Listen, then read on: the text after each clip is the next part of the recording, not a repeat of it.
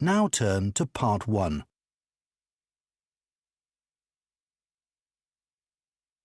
Part 1. You will hear a man phoning a sailing club to ask about learning to sail. First, you have some time to look at questions 1 to 6.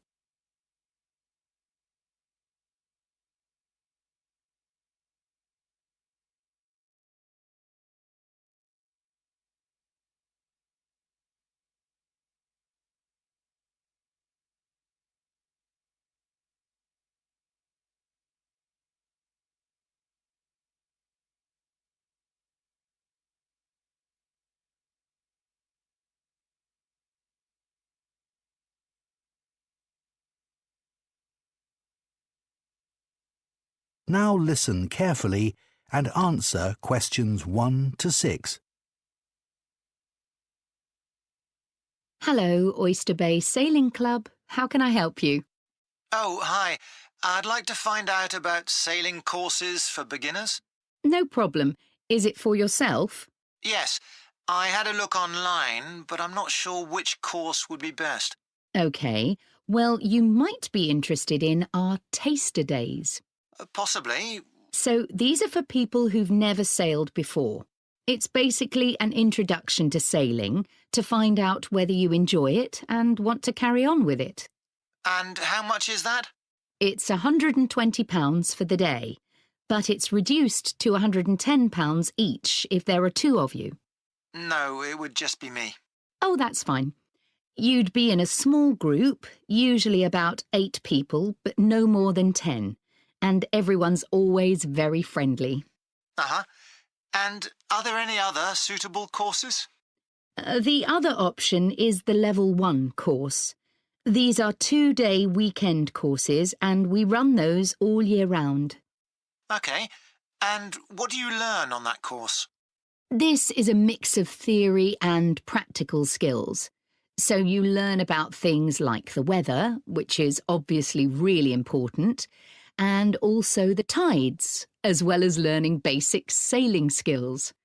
You go out into the harbour in special training dinghies for beginners, 2 people in each dinghy and an instructor.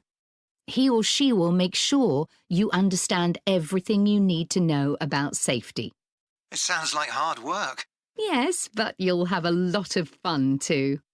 And the cost of that one is? £200, but it's a bit cheaper if you decide to join the club. There's a discount for members. Well, I'm not sure about that yet. You've got plenty of time to decide. And does the cost include everything? Yes, everything's included, and you also get a really good dictionary explaining all the sailing terminology. A lot of people struggle with this at first. It's got lots of pictures, so I'm sure you'd find it really helpful. And on completion of the course, you get a certificate. Then you're ready to move on to the Level 2 course. Sounds good. Before you hear the rest of the conversation, you have some time to look at questions 7 to 10.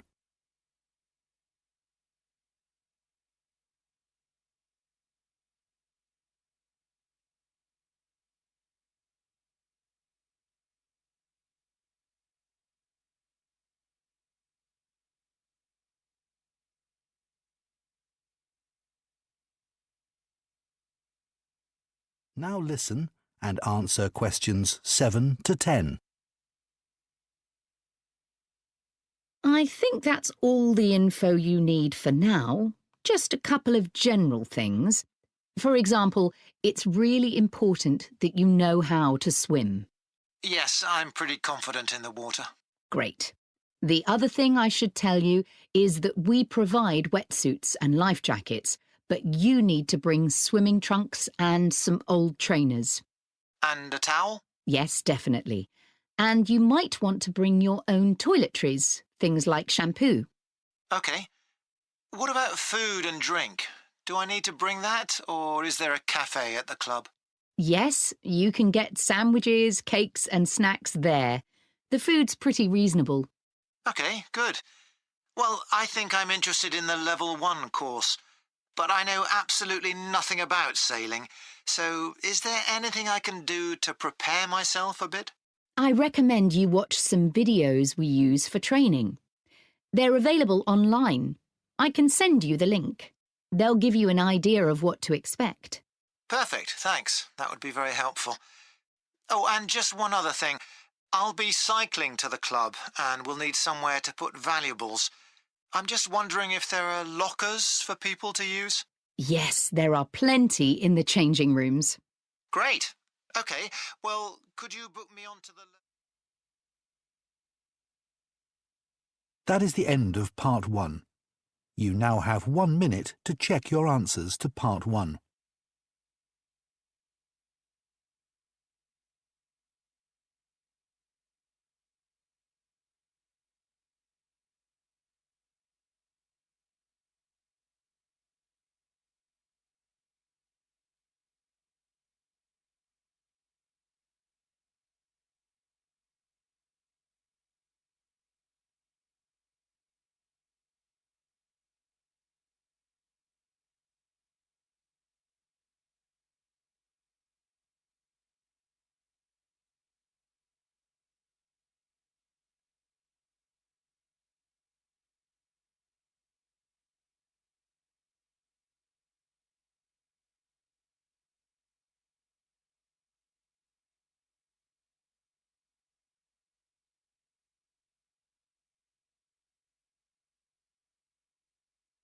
Part 2.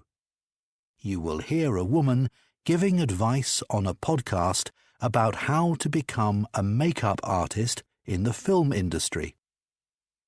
First, you have some time to look at questions 11 to 16.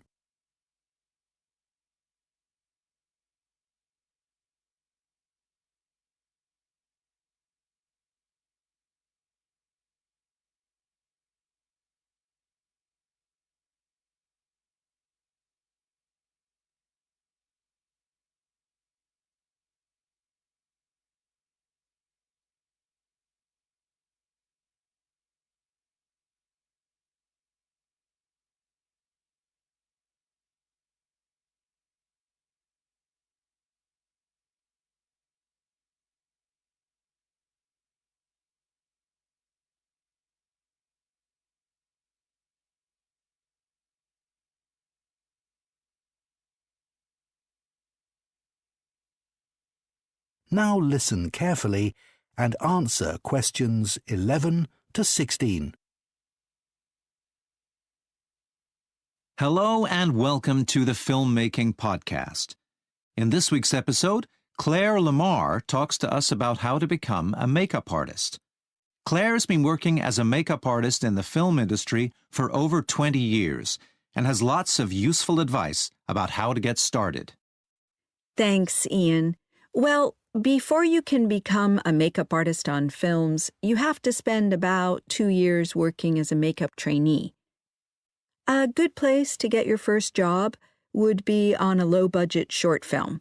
Of course, this means that you'll be working for free, but it's often worth it for the experience.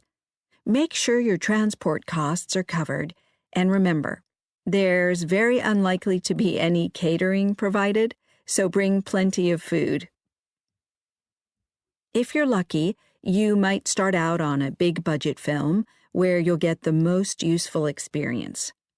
On productions like this, makeup and hairstyling are separate departments, so you won't need to bring your curling tongs. But you're likely to get the opportunity to work with a range of age groups as well as different ethnicities. Doing makeup for special effects is highly specialized, so don't expect to be offered any practical experience in that. One problem with working in the makeup department is that it's a high-pressure environment. There are very few times when you'll be bored or have nothing to do. It can be stressful, but you'll see that the top makeup artists are very professional, even when they're having to work with directors who are impatient or unhappy with the makeup artist's work. Follow your supervisor's lead and try to remain calm at all times. I've worked with many very famous actors over the years. At first, I found it overwhelming and could hardly speak. I was so in awe. That's preferable, by the way, to becoming too excited and asking for selfies. Now, meeting the talent is just a normal part of the job, and to be honest, most actors don't look that special without all the makeup. Every makeup trainee will need a makeup kit, which they'll be expected to have with them at all times. Just the essentials will do for the kinds of tasks you'll be given. It won't be anything complicated. It's worth looking at what the other makeup artists have in their kits, but whatever you do, don't borrow anything without asking first. It's very important to build your portfolio. You should take photos of all the work you do, and ideally show the different stages of makeup application if you can. But remember, you'll need to get approval from the makeup designer in charge of the department. As you'll be sending your portfolio digitally, you won't need to get photos printed. Before you hear the rest of the podcast, you have some time to look at questions 17 to 20.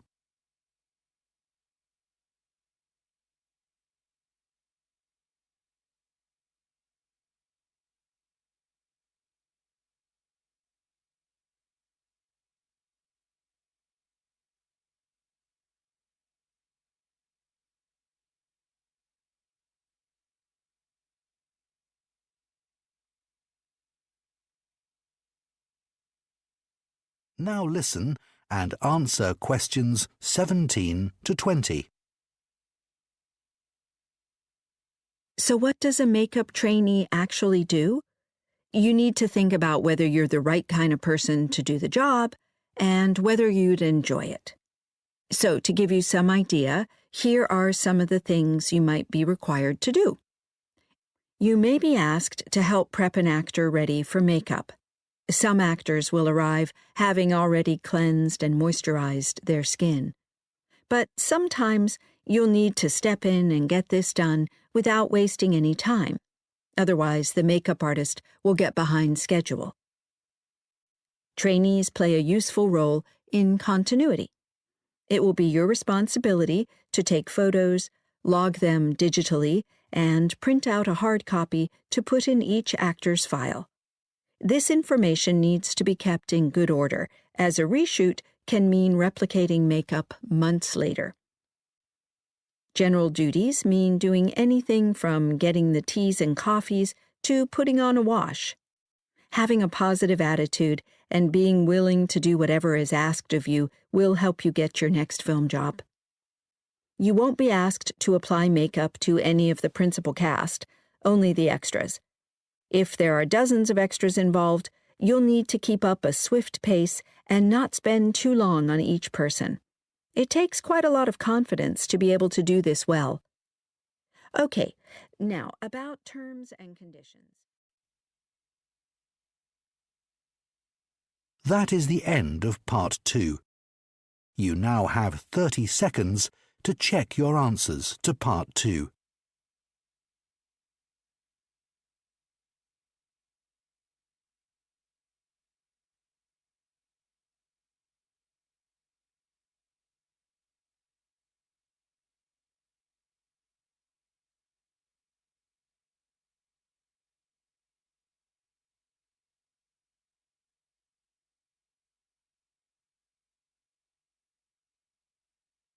Part 3. You will hear two marine biology students discussing a lecture on marine biodiversity and conservation from a visiting speaker. First, you have some time to look at questions 21 to 24.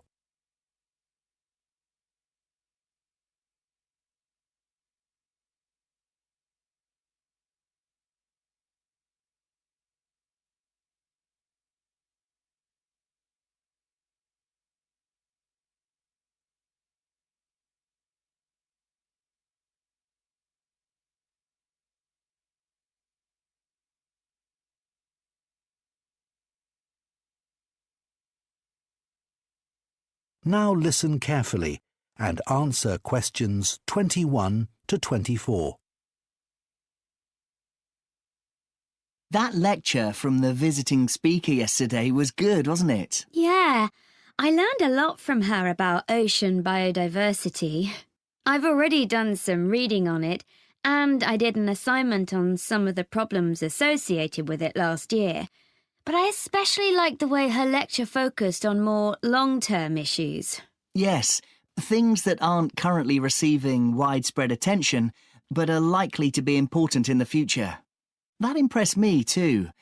It wasn't exactly a feel-good conclusion, because it's hard to see any real solution for a lot of the problems. No, though she did point to where policy changes could be made to protect our marine and coastal environments. But that's just at a national level. The examples she gave were at a more global level, and they really made it clear to me just how wide-ranging the threats to ocean biodiversity are. Yes, me too.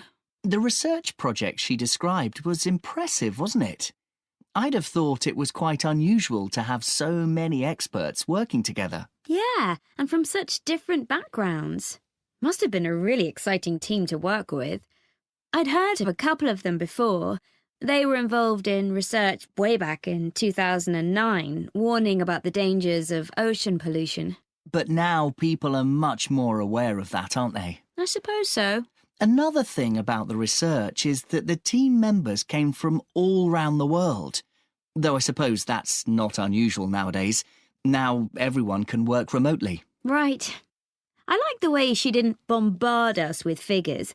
I mean, they were available, but she focused more on the general points they indicated. And the description of improvements in systems used for tracking marine animals and things like robots were really interesting. Yes, and her description of how robotics can be used to investigate threats to biodiversity. Absolutely.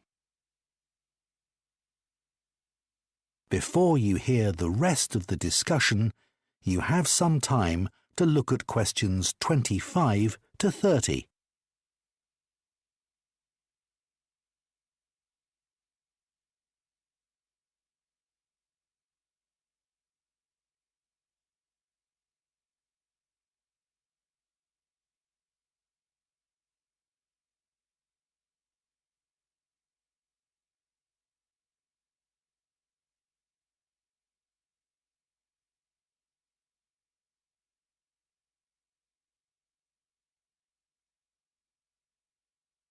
Now listen and answer questions 25 to 30.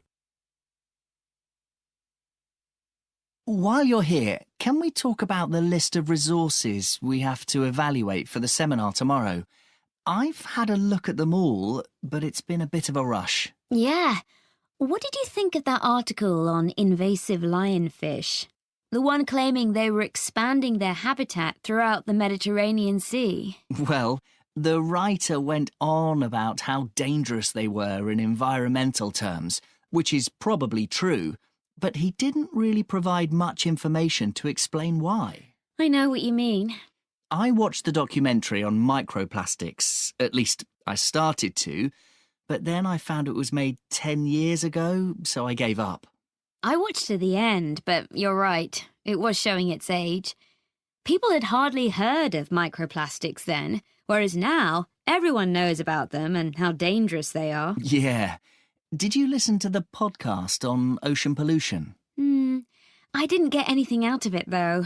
Most of it was stating the obvious. Yes.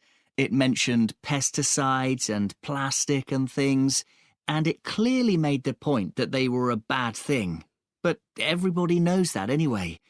Did you read that book on coastal ecosystems? The one by John Harper?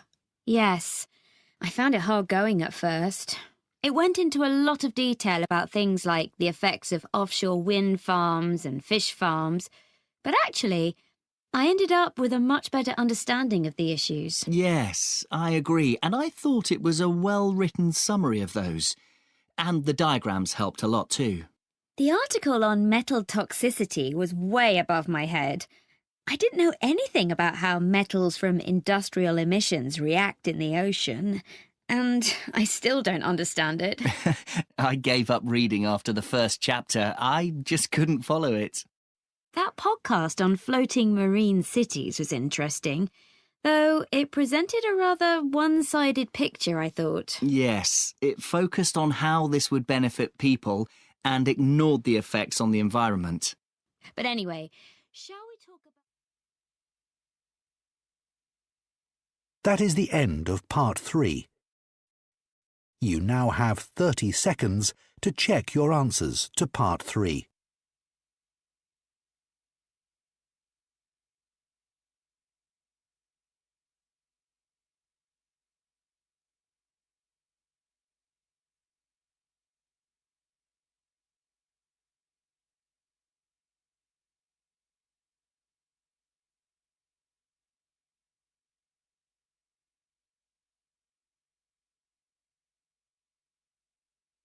Part 4.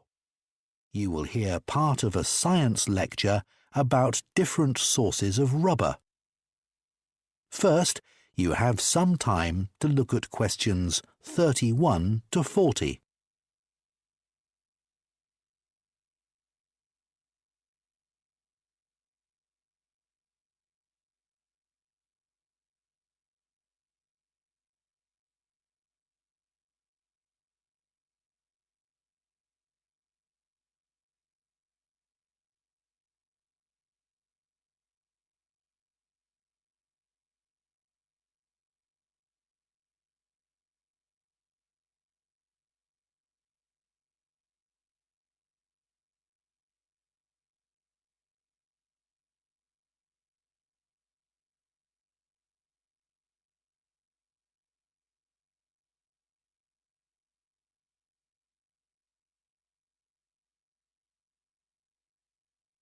Now listen carefully and answer questions 31 to 40. Much of the world now lives in an industrial civilization, but this has only become possible because we have the necessary natural resources. There are 3 types of natural resource without which industry could not exist. One of these is metal. Without that, we'd have no machines and no transportation. Another is fossil fuels, which we need to power those machines. But there's a third resource that's essential to connect the different parts of a machine together with belts and pipes and shock absorbers, and that is rubber. It's now used in over 40,000 products, from waterproof footwear to surgical gloves. At present, we have 2 types of rubber in common use. One is natural rubber, which nearly all comes from the Pará rubber tree.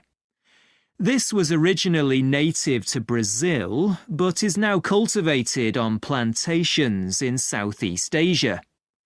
Recently, however, concern's been growing that supplies may soon be insufficient for the world's needs. So, what exactly is limiting the supply of natural rubber? Well, for one thing, rubber trees don't just spring up overnight. It can take 8 to 10 years for a tree to start producing rubber, so cultivating them's a slow process. And this leads to another problem.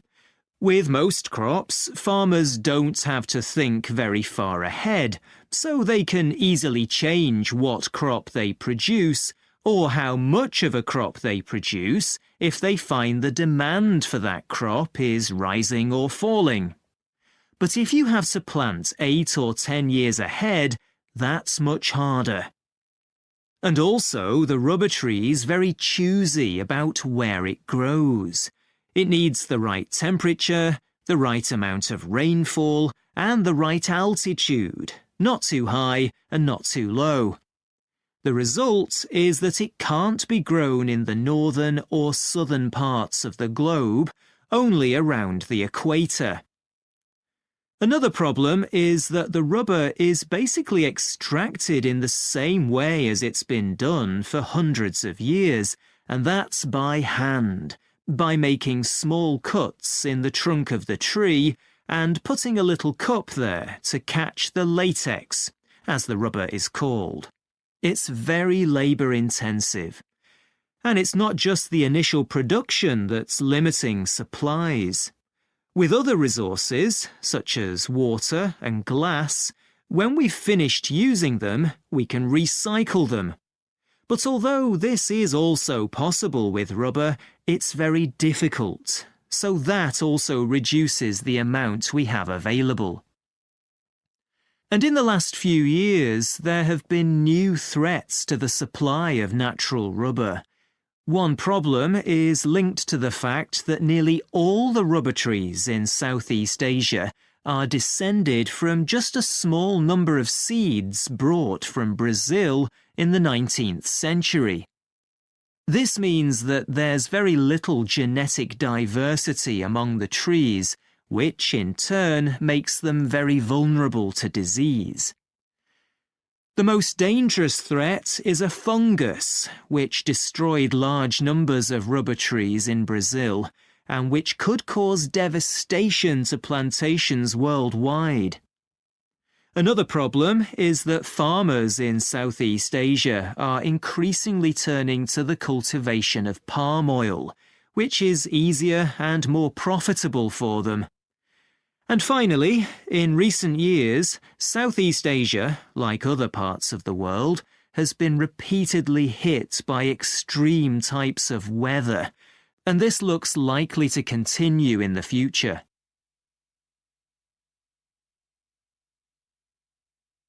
However, as well as using natural rubber, it's also possible to make rubber synthetically. This works very well for some purposes, for example, making engine parts or silicon pots and pans used for cooking. But compared with natural rubber, it's not anything like as strong, and this means it can't replace natural rubber in other products. For example, while a mixture of natural rubber and synthetic rubber works well in car tyres, only natural rubber can stand up to the extreme speeds of aircraft tyres during takeoff and landing. So, for some time, scientists have been looking for alternative sources of natural rubber. One that's been known about for some time seems initially to be a rather unlikely source.